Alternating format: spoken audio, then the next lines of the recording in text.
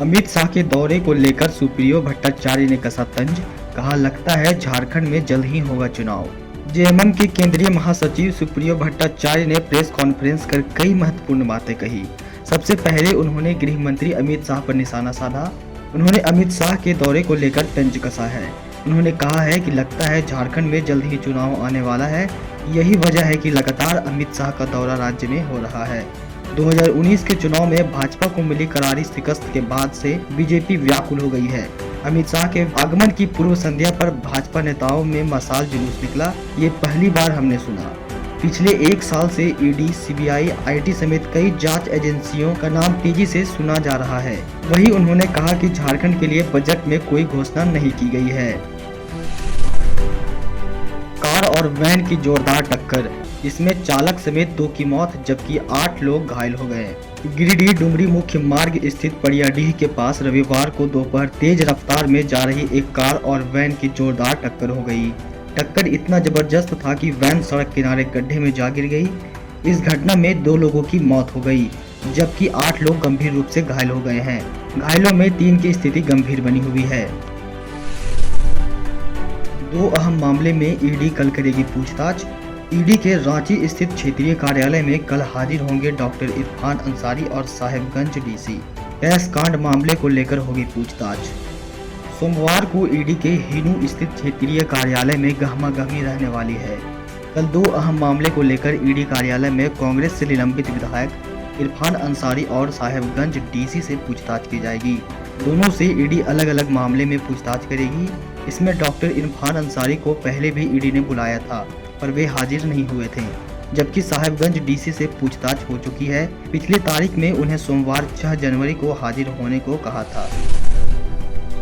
अब 10 फरवरी तक करे राजभवन उद्यान का दीदार। 4:30 बजे तक उद्यान घूमने की आज़ादी, साथ रखने होंगे पहचान पत्र। राजभवन उद्यान को लेकर लोगों के क्रेज को देखते हुए अब इसके दीदार के समय को बढ़ा दिया गया है।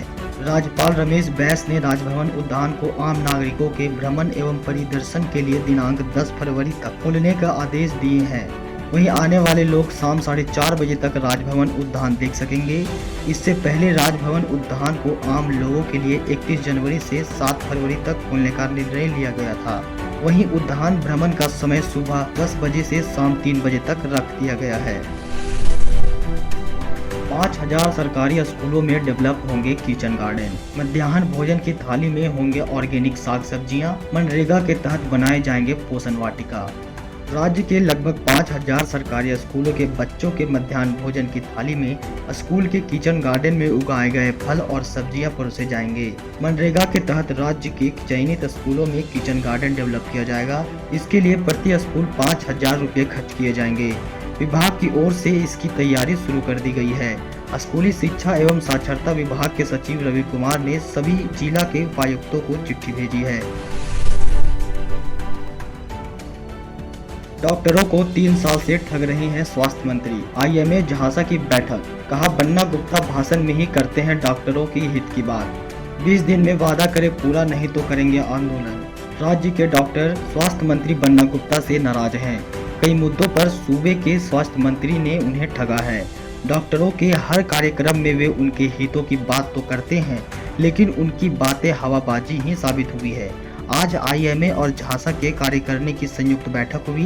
बैठक में पदाधिकारियों ने संयुक्त रूप से कहा कि डॉक्टरों के हितों की बात करने वाले स्वास्थ्य मंत्री बन्ना गुप्ता ने सिर्फ हवाई आश्वासन दिया है। सरकार गठन को 3 साल हो चुके हैं पर ना ही आईएमए लागू किया और ना ही क्लिनिक एस्टेब्लिशमेंट एक्ट लागू किए हैं। अवैध तरीके से कोयला निकालने के दौरान युवक की मौत।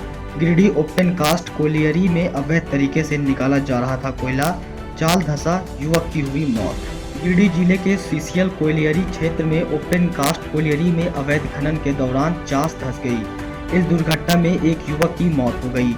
मृतक की पहचान 26 वर्षीय प्रकाश पासवान के रूप में हो गई है। वह मुफसिल थाना इलाके के महेश लुंडी पंचायत स्थित महुआ टांड़ का बताया जा रहा है। बताया जाता है कि सीसीएल ओपन कास्ट माइनिंग के ठीक पीछे कुछ लोगों द्वारा अवैध कोयला खनन का संचालन किया जा रहा था। इसी खदान में लगातार अवैध कोयला की निकासी की जा रही थी। इसी दौरान चास धंस गई और प्रकाश पासवान दब गया। गृह मंत्री अमित शाह ने देवघर में अनुकूल चंद्र आश्रम का किया दौरा, आचार्य देव से की मुलाकात।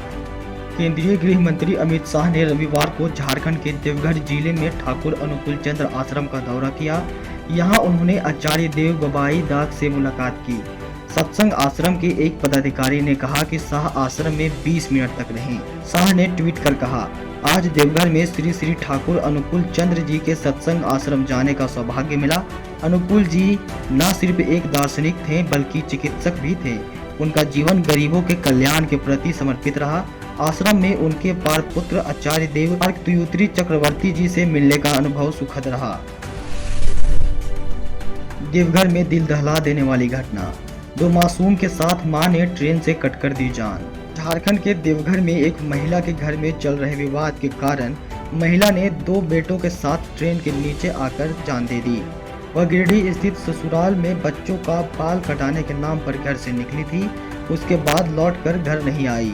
आज जसीडीह थाना क्षेत्र अंतर्गत जसीडीह झाझा मुख्य रेल खंड पर घंगटी गांव के निकट महिला और उसके दोनों बेटों का शव बरामद हुआ।